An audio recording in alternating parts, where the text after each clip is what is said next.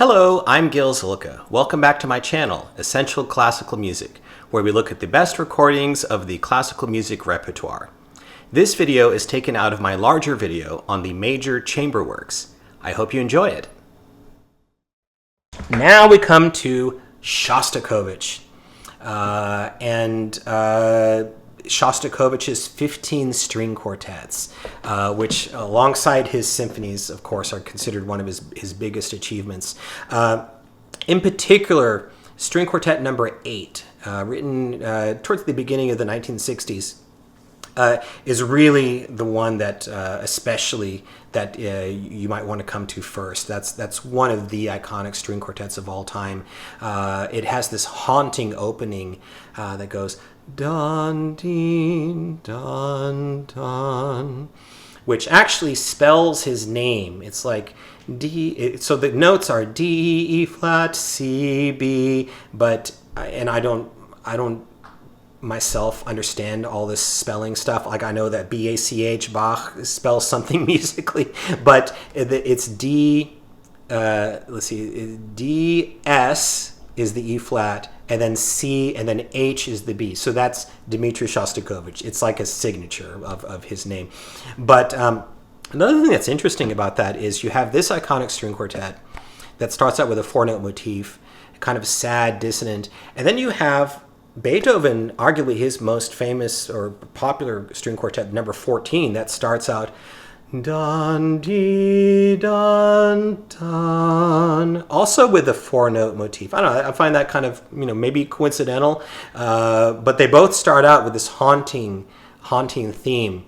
And then it just becomes really frenetic. At one point, it quotes a theme that we'll talk about later for the piano trio number 2, and then it kind of recedes into this quiet.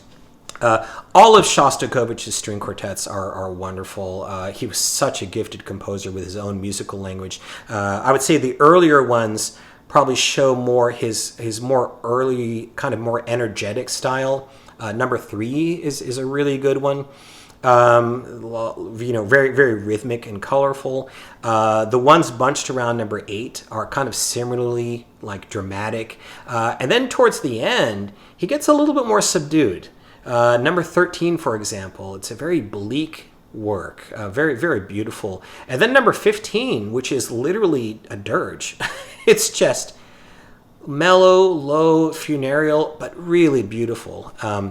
He had actually planned to write 24. He was thinking of it as 4 sets of 6, but he didn't live long enough to do that. My top choice for the Shostakovich string quartets is, it's a little bit difficult to get your hands on. It might be easier to find it streaming. I had a difficult time tracking these down. It's the Taneyev Quartet, which is a quartet that actually premiered his 15th string quartet, I think because a member of the Borodin Quartet, or was it the Beethoven Quartet? Anyways, the quartet he had meant to play it weren't able to, so he engaged the Taneyev Quartet. They were graduates of the Leningrad Conservatory, really one of the great Soviet-era string quartets, named after Taneyev, a composer who was a friend of Tchaikovsky. So, like I said, it's a little bit difficult to track down. I got them all 6 here individually. It wasn't easy. There is a box somewhere. If you were able to find it, hats off to you, because I found it very difficult to track down. But the Taneyev Quartet just do a wonderful job of capturing the character of these works, that bleakness. There's a certain actually reserve to their interpretations that I think really works wonderfully. It's really a chilling effect. And they also have the drama and the wonderful playing too. These recordings come from the late 60s and the 70s, so the sound quality is not a problem. A really famous version, another Russian quartet that knew the composer as well, is the Borodin Quartet. The first 13 were recorded in the 60s, and then the 14th and 15th quartets were not recorded yet, so they were not composed yet. So you can supplement it with this Melodia CD from the late 70s, and these are really famous versions, very dramatic, very soulful. That they have the character down. They did also versions later, part of this set, the Melodious set. You can get them all together. I believe EMI has released also the same exact recordings. They're all wonderful. I think there's just slightly more intensity to the late 60s recordings. But they're all definitely reference versions for the Shostakovich quartets. Another really wonderful version comes from the 70s, the Fitzwilliam Quartet, a British quartet. And these, first of all, wonderful sound, beautiful playing. If you want to hear these quartets played and recorded beautifully, you're going to want this.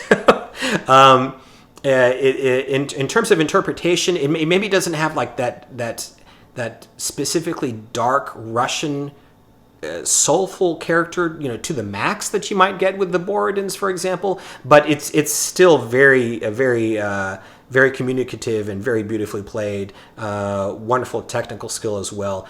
Not one I'd want to do without if you love these quartets. And then finally, I have to mention as well the quartet that knew Shostakovich the best, the Beethoven Quartet.